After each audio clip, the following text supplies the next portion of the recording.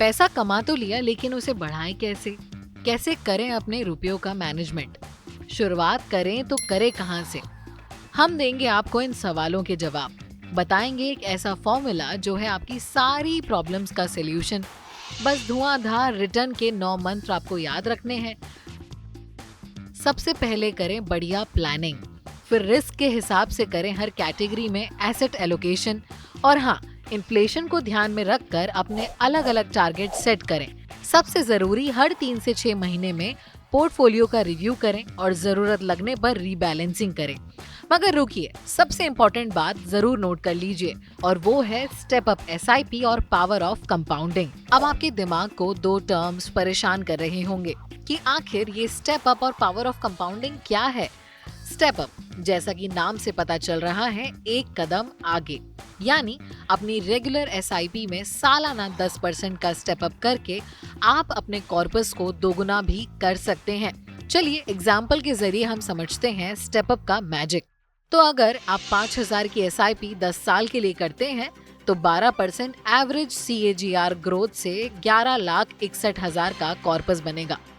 पर अगर इसमें एनुअली 10% स्टेप अप करते हैं तो 10 साल में कॉर्पस लगभग 17 लाख तक पहुंच जाएगा। वहीं अगर 15 साल की बात करें तो 12% की ग्रोथ से 25,22,000 बनेंगे, तो 10% स्टेप अप से लगभग 44 लाख तक आपके पॉकेट में होंगे।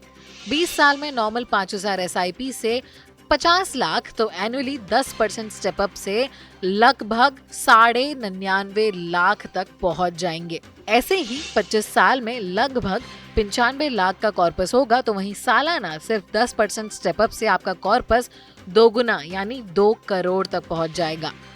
वहीं अगर आप मंथली एसआईपी 10,000 की करें तो 10 साल में 12% से 23,23,000 कॉर्पस होगा, तो 10% स्टेप अप से 33,74,000 तक संभव होंगे। वहीं 15 साल में रिटर्न 50,45,000, तो 10% स्टेप अप से 87 लाख तक का रिटर्न मिलेगा। 20 साल में नॉर्मल 10,000 एसआईपी से 99,91,000, तो एनुअली 10% स्टेप अप से कॉर्पस 2 करोड़ के करीब तक रिटर्न पहुंच जाएगा। 25 साल में 12% रिटर्न से लगभग 1 करोड़ 90 लाख, तो सिर्फ सालाना 10% स्टेप अप से कॉर्पस हो जाएगा 4 करोड़ 27 लाख। हो गए ना हैरान? अब करते हैं बात 15,000 की एसआईपी की। 10 साल में 12% CAGR से 34,85,000 होगा, तो 10% स्टेप अप के साथ आपका कॉर्पस 50.5 लाख तक पहुंच जाएगा। 15 साल में 75,68,000 तक होंगे, तो 10% स्टेप अप से कॉर्पस 1 करोड़ 30 लाख का होगा। 20 साल में 1 करोड़ 49 लाख का कॉर्पस, तो सालाना 10% स्टेप अप से कॉर्पस सीधा 3 करोड़ के पार। वहीं 15,000 की एसआईपी से 25 साल में 2 करोड़ 84 लाख का कॉर्पस, तो 10% स्टेप अप से कॉर्पस हो जाएगा लगभग 6.5 करोड़ के आसपास। तो वहीं अगर 20,000 की एसआईपी करते हैं तो 12% CAGR से 10 साल में 46.5 लाख, तो सालाना 10% स्टेप अप से सीधा 20 लाख ज्यादा यानी 67.5 लाख तक का कॉर्पस बनेगा। तो वहीं 20,000 की एसआईपी से 15 साल में 1 करोड़ का रिटर्न, तो 10% स्टेप अप से लगभग 1.25 करोड़ का कॉर्पस बनेगा। 20 साल में इतनी ही एसआईपी से 2 करोड़ के आसपास का कॉर्पस होगा, तो सालाना सिर्फ 10% स्टेप अप से आप कमा सकते हैं लगभग 4 करोड़। 25 साल की बात करें तो 20,000 की एसआईपी से 12% CAGR से 3 करोड़ 79 लाख, तो सालाना 10% स्टेप अप से कॉर्पस होगा 8.5 करोड़। तो समझिए आपने ये ट्रिक कि एनुअली सिर्फ 10% स्टेप अप से आपका कॉर्पस बढ़ सकता है कई गुना ज्यादा। स्टेप अप तो हमने समझ लिया, अब समझते हैं पावर ऑफ कंपाउंडिंग का फंडा। पावर ऑफ कंपाउंडिंग मतलब पैसे से पैसा बनाना, यानी आपकी इन्वेस्टेड वैल्यू साल दर साल बढ़ती है। पर कैसे? दरअसल पावर ऑफ कंपाउंडिंग का मतलब है कि रिटर्न पर रिटर्न हासिल करना, यानी आपने जो मूलधन जमा किया है उस पर मिलने वाले ब्याज पर भी ब्याज मिलता है, यानी निवेश प्लस ब्याज प्लस ब्याज प्लस ब्याज इज इक्वल्स टू कंपाउंडिंग। और हाँ, निवेश जितना लंबा, कंपाउंडिंग का फायदा उतना। इसे ऐसे समझ सकते हैं कि अगर आपने 1 लाख रुपए इन्वेस्ट किए हैं तो उस पर 1 साल में 12% CAGR से रिटर्न मिलेगा 12,000, फिर दूसरे साल इस 12,000 रुपए पर ब्याज मिलेगा। यह ब्याज पर ब्याज मिलने की प्रक्रिया तब तक चलेगी जब तक आपका निवेश बना रहेगा। तो 1 लाख का एक मुश्त निवेश पर 5 साल में 12% CAGR से 1,76,000 होंगे, तो 10 साल में कॉर्पस बनेगा 3 लाख के आसपास। 15 साल में 12% से 5,47,000 होगा, तो 20 साल में 12% की रेट से 9.5 लाख के करीब। 25 साल में 17 लाख आप इकट्ठा कर लेंगे, तो 30 साल होते होते आपके 1 लाख रुपए हो जाएंगे, लगभग 30 लाख के बराबर। ये तो रही लमसम इन्वेस्टमेंट की बात। अब SIP के जरिए समझते हैं। जैसे अगर आप मंथली 10,000 की SIP करते हैं, उस पर 1 साल में 12% CAGR से मिलेगा लगभग 4,000 का रिटर्न। फिर दूसरे साल इस 4,000 रुपए पर ब्याज मिलेगा। सेम आपको यह ब्याज पर ब्याज मिलने की प्रक्रिया तब तक चलेगी जब तक आपका निवेश बना रहेगा। 10,000 की SIP से 5 साल में 12% CAGR से 8 लाख का कॉर्पस होगा। 10 साल में लगभग 23 लाख, तो 15 साल में कॉर्पस बनेगा 50,45,000 का। वहीं 20 साल में 12% से 1 करोड़ के करीब कॉर्पस बनेगा।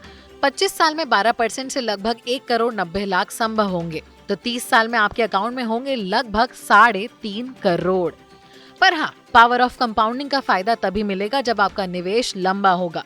मानो अगर आप 25 साल में 10,000 की SIP से इन्वेस्टमेंट शुरू कर रहे हैं और 60 साल में रिटायरमेंट के हिसाब से आपके पास निवेश के लिए 35 साल होंगे, यानी 35 साल में आप अच्छा खासा कॉर्पस तैयार कर पाएंगे। 10,000 की SIP से 35 साल में 42 लाख इन्वेस्ट कर रहे हैं और 12% CAGR से संभावित रिटर्न होगा लगभग 6 करोड़।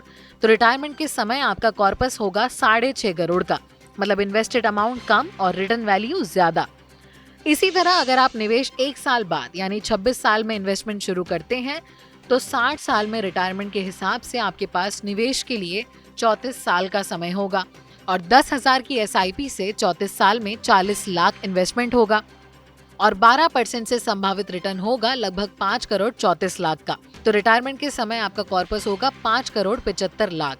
अगर 27 साल में निवेश स्टार्ट करते हैं, तो 60 साल में रिटायरमेंट के हिसाब से आपके पास निवेश के लिए 33 साल का समय होगा और 10,000 की SIP से 33 साल में लगभग 40 लाख का इन्वेस्टमेंट होगा और 12% से संभावित रिटर्न होगा 4 करोड़ 69 लाख का।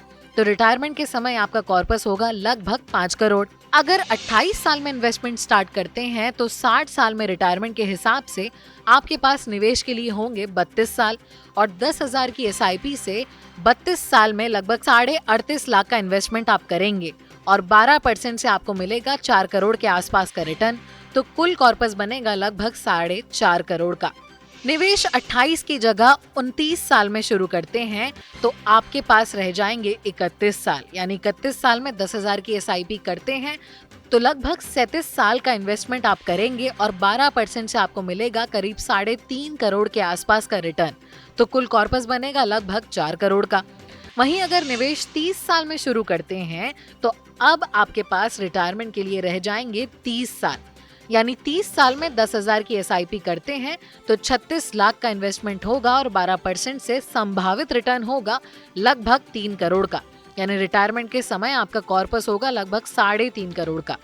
तो आपने देखा, सिर्फ 5 साल में देरी से निवेश शुरू करने पर कॉर्पस में कितना अंतर आ गया।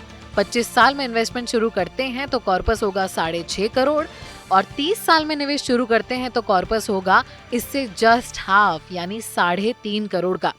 तो समझे आप, इन्वेस्टमेंट जितनी देर से शुरू, कॉर्पस उतना कम।